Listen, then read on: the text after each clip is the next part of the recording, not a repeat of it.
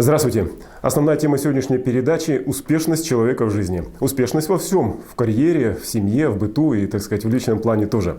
Ну, я прекрасно понимаю, что кто-то из вас сейчас напрягся, раздумывая, насколько успешен он в этой жизни. Ну, а кто-то наверняка даже категорично ответит, ну, про себя, по крайней мере, о том, что он неудачник. Так что же нужно в конечном итоге для того, чтобы считать себя и быть таковым успешным человеком? Вот именно на эту тему мы сегодня поговорим.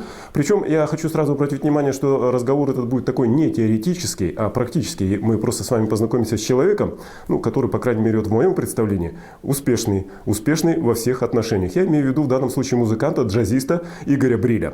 Это профессор Академии музыки имени Гнесиных из Москвы, а у нас в Якутске он был в связи с фестивалем, который недавно закончился, ну, недавно, это воскресенье, закончился в джазовой музыке, который закончился в Якутске. Но об этом мы поговорим с вами буквально через 4 минуты. А в начале новости наиболее заметные события последних дней. Здравствуйте. Кстати, о джазовом фестивале. Он завершился в минувшее воскресенье выступлением сразу 400 хомусистов. Это были и профессиональные исполнители, и совсем юные, из самых разных улусов. Напомним, что в фестивале приняли участие не только якутяне, но также музыканты из Москвы, Екатеринбурга и Челябинска. Что и говорить, тяга к рекордам овладевает массами, но в том числе и якутянами. Ну, надо сказать, что, слава богу, рекорды не всегда сбываются. По крайней мере, вот следующий, о котором я хочу рассказать, он не случился, и установить его пыталась компания «Полярные авиалинии». На линии Якутск-Черский полярные авиалинии ввели тариф в 22 400 рублей. Это рекорд, между прочим, не только на внутриреспубликанских, но даже на российских линиях. Нет такого тарифа нигде. Напомню, что в Москву можно слетать за 15 тысяч рублей. Так вот, правительство приостановило действие этого рекордного тарифа и постановило вернуться к прежнему в 15 тысяч рублей. И причем одновременно еще и выплатить разницу, которую уже уплатили пассажиры по новому тарифу. Компания готова выполнить это распоряжение, правда, пока там не понимают, каким образом это можно сделать, из каких средств. Во всяком случае, сейчас ждут денег из бюджета.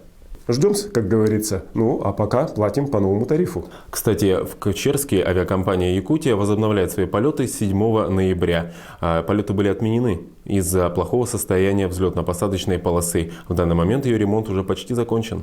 И в продолжение новость, связанная с авиацией. В минувшую субботу спасатели МЧС с помощью вертолета Ми-8 освободили из ледового плена 14 человек. Их сняли с 3 баш и 2 катеров. Этот караван направлялся в Якутск из поселка Промышленный. Это находится в устье Вилюя. На судах оставили 2 человек для охраны судов и груза. Ну, Максим Горький в свое время призывал безумству храбрых петь песни. Ну вот не знаю, в данном случае она насколько уместна, эта песня «Безумству храбрых».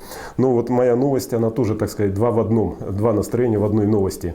Эта новость пришла из Баку. Там в минувшую субботу завершился командный кубок мира по боксу. Плохая новость, которая огорчает, это то, что сборная команда Российской Федерации заняла 2-е место, уступив первенство кубинцам. Ну, а хорошая новость, которая радует, это то, что наш земляк Георгий Балакшин выиграл абсолютно все бои на этом турнире. Ну, а теперь давайте обратимся к основной теме нашей сегодняшней передачи об успешности. Я вот в самом начале, когда говорил об этом, уже даже и говорил об успешности, об удачливости. Вот при всей своей схожести это все-таки совершенно разные понятия. По крайней мере, мой собеседник, музыкант, джазист Игорь Бриль, разницу четко видит между 2 этими словами. Ну, а почему я все-таки отношу его, так сказать, к людям успешным? Ну, во-первых, потому что он за 40 лет своей творческой работы успел заслужить звание народного артиста Российской Федерации, что немало, успел стать профессором учебного заведения, высшего учебного заведения, которое он в свое время окончил. Тогда оно именовалось училище имени Гнесиных музыкальное, а теперь Академия музыки имени Гнесиных. Он там преподает теперь. И кроме того, что меня особенно подкупает в нем, это то, что Игорь Бриль стал руководителем нового коллектива. Он называется «Игорь Бриль и новое поколение». А новое поколение – это 2 брата-близнецы. Это его сыновья Александр и Дмитрий. Редко кому из нас вот так вот в жизни может повести. Игорь Михайлович, вот когда на интернет-сайтах смотришь вашу биографию, читаешь, да, то складывается впечатление, что вы человек успешный и в профессиональном смысле, и в семейном тоже. Вот вы себя ощущаете успешным человеком? Я думал, во что это может вылиться, то, что я делаю. может быть, это даже не первично, может быть, это вторично. А сначала я всегда думал о том, что я делаю. Вот, и как это я делаю. Я имею в виду исполнение джазовой музыки, сочинение джазовой музыки, создание коллективов, написание книги о джазе, в конце концов, появление двух сыновей. Вот если суммировать все это, то да, я могу сказать, да, успешность. Это произошло. Я теперь могу понять, да, вот после вашего вопроса я начинаю понимать. Действительно, как-то все складывается. Подождите, а что вы об этом вообще не думали? Вы знаете, действительно много чего, оказывается, сделал. Хотя я знаю прекрасно, что сколько бы ты ни сделал в этой жизни, впереди, дай бог здоровья, конечно, и всем тоже.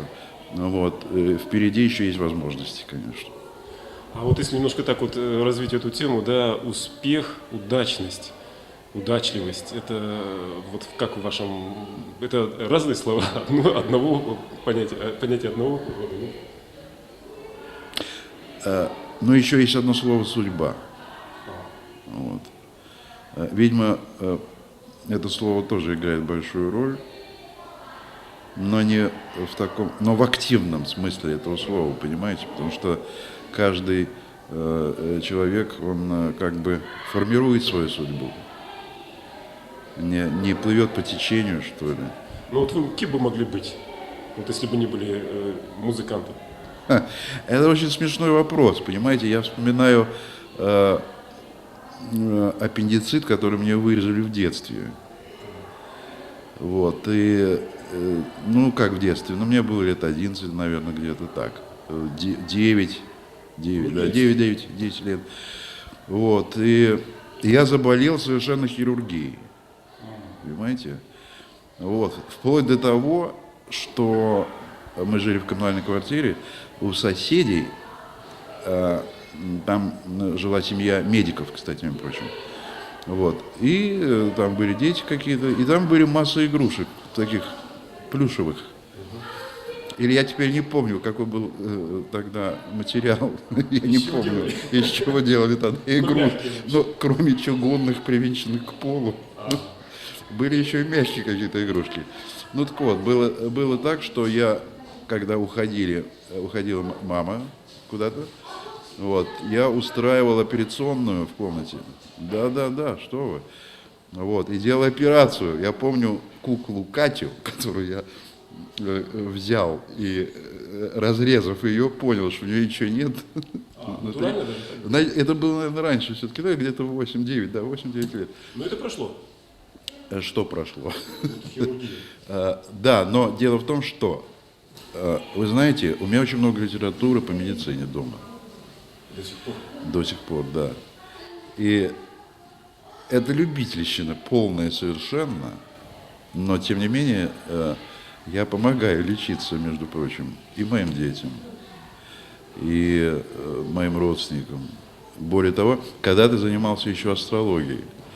И вот этот замес астрологического начала и интереса к медицине, что ли, к лекарственным травам, например, особенно, понимаете, вот, это сыграло какую-то роль. Видимо, наверное, начало было вот тогда, после смерти Кати, куклы, потому что действительно Слава богу, игрушечная. она неважно закончила, потому что разрезать-то я разрезал, и вата оттуда полезла, а сшить, по-моему, я не сшивал ее. Давайте продолжим тему успешности. Вы руководитель, ведь, собственно, ну хотя и небольшого, но все-таки коллектива. Но сейчас вы вот выступаете с сыновьями, до этого с людьми, скажем так, посторонними. Даже в обычном, в общем-то, коллективе довольно сложно найти взаимодействие с тем, чтобы как-то притерся коллектив, тем более в творческом. А как вам удавалось найти общий язык с теми людьми, которыми вы руководили?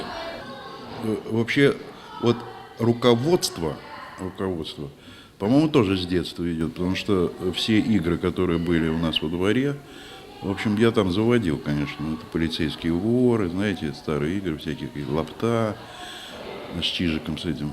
В полицейских ворах вы играли полицейского главного или босса мафии? Нет, я играл не то прокурора, не то еще кого-то. А, даже вообще над схваткой стояли? Да, ну что вы, над мафией. Вот. Понимаете, и вот всегда была какая-то идея в голове.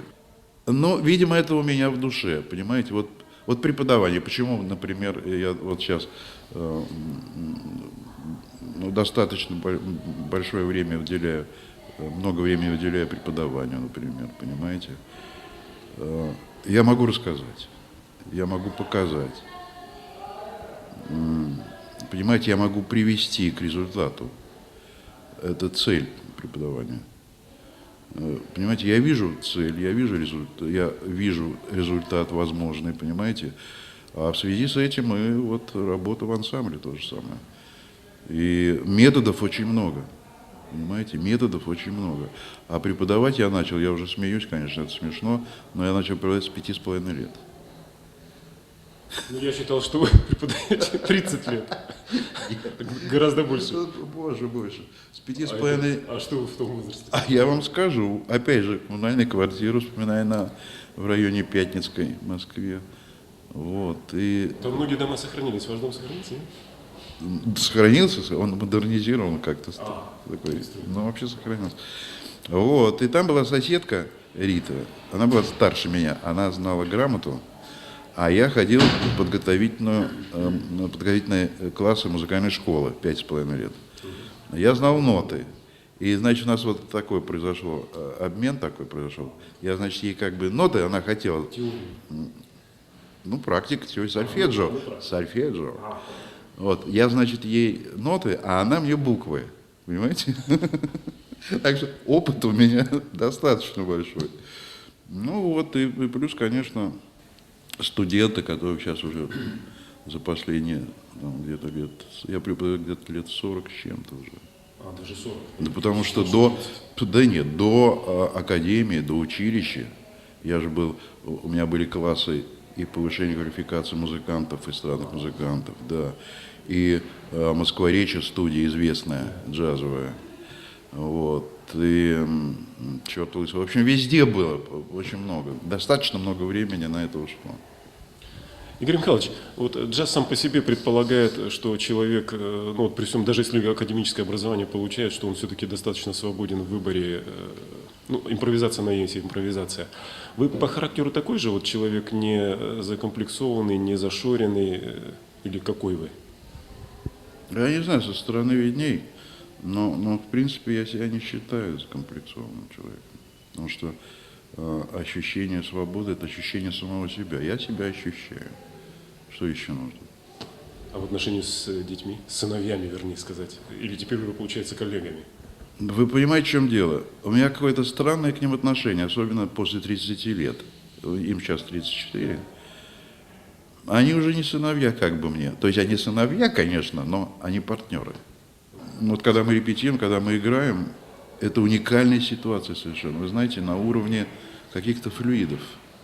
И вот эта флюидность, которой я сам удивляюсь, кстати, а у них между собой особенно, они же близнецы, у них между собой особенно. Они не репетируют, когда нужно играть что-то вместе. Пассаж или там что-нибудь, понимаете? У них все это выходит. Да, само собой. Я поражаюсь совершенно. Но для меня это феноменально совершенно. Так, извините, а тогда вы, как человек другого поколения, другого опыта, навыков, я умений, вы вписываетесь в этот дуэт Вы понимаете, единомышленников? что касается детей и общения с ними, не знаю, у нас очень хорошая компания. Компания, да, и я очень дорожу этой компанией. Игорь Михайлович, большое спасибо за интервью. Спасибо. Спасибо. Успехов. Спасибо. И творческих, и жизненных тоже. Спасибо. Удачи. Взаимно. Ну, надеюсь, что вы не были столь наивны, чтобы слушать наше интервью с Игорем Брилем, ну, буквально с карандашом в руках, чтобы записать какие-то секреты вот этой самой успешности. Но, между прочим, все-таки какое-то рациональное зерно в этой беседе есть и в этих выводах, которые Игорь Бриль делает. Ну, вот вы наверняка обратили внимание, что он напирает на детство.